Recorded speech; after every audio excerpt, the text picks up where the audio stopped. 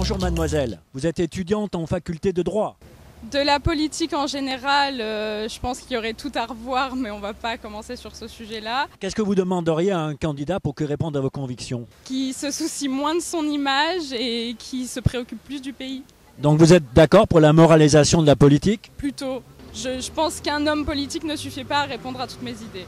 Et que pensez-vous des émissions de télévision qui ont eu hier soir concernant les 11 candidats? On pourrait parler de la sécurité sociale par rapport au remboursement dentaire.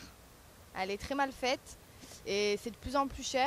Alors le président parfait aujourd'hui, celui qu'on pourrait élire, c'est lequel?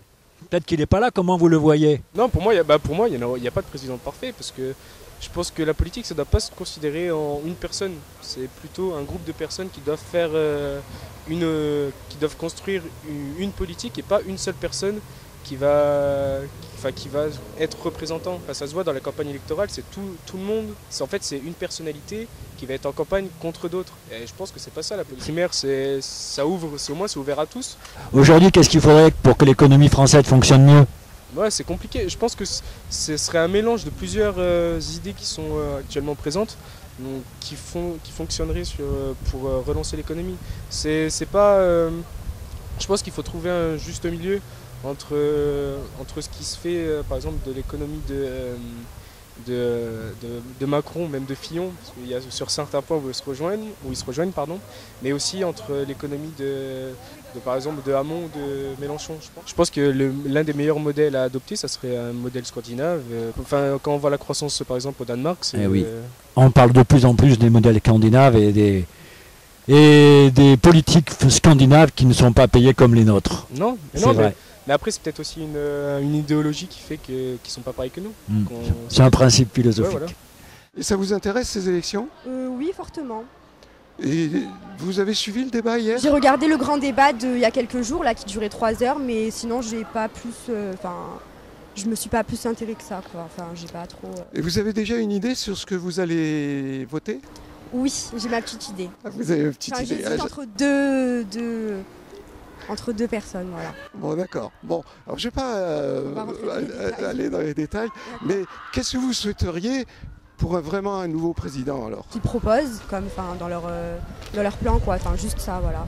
Parce que souvent, les présidents, ils disent beaucoup de choses et promesses, et à la fin, il n'y a pas de. Comment vous pouvez vérifier que le président va respecter ses engagements? S'il parle pas beaucoup. Voilà, s'il en dit peu sur ce qu'il compte faire, c'est que je pense qu'il dit vrai, voilà. Si on en dit trop, c'est que... C'est un bon indice. Oui, oui. Et vos camarades vont faire comme vous, vont voter? Oui. Moi, j'incite vraiment les gens de mon âge à aller voter parce que je sais que souvent, les gens de notre âge ne vont pas voter, ils ne s'intéressent pas trop à ça, alors que c'est hyper important. Là, j'ai une petite idée, j'aimerais bien être assistante sociale. Vous allez voter? Oui. Vous allez voter après avoir hésité? Vous avez une idée déjà? J'ai quelques idées quand même. Allez, voilà. Dites-nous, pas le nom du candidat, mais quelles sont vos idées? Comment vous imaginez un président? Moi, j'imagine un président qui va respecter ses idées et ses projets. Qui soit fidèle à la France et qui respecte vraiment ses engagements en fait. C'est vraiment le point principal, je pense. Assurer l'avenir des Français, qu'on soit en sécurité. Je pense que la France a une belle culture et elle est riche et il faut que ça reste comme ça. Voilà. Et l'Europe? Quand même, parce qu'on a une place importante en Europe, donc oui. On a aussi beaucoup de richesses en France, mais qui sont peut-être pas vraiment exploitées en fait. Qu'est-ce qu'il faut faire pour les exploiter? Je pense qu'il faut bouger un petit peu tout le monde. Voilà. Moi, tout ce que j'ai à dire, c'est qu'il faut voter. Voilà, c'est important de voter et que ce soit les jeunes, les plus vieux, tout le monde en fait. Tous ceux qui sont en âge de voter, ils devraient voter. Voilà.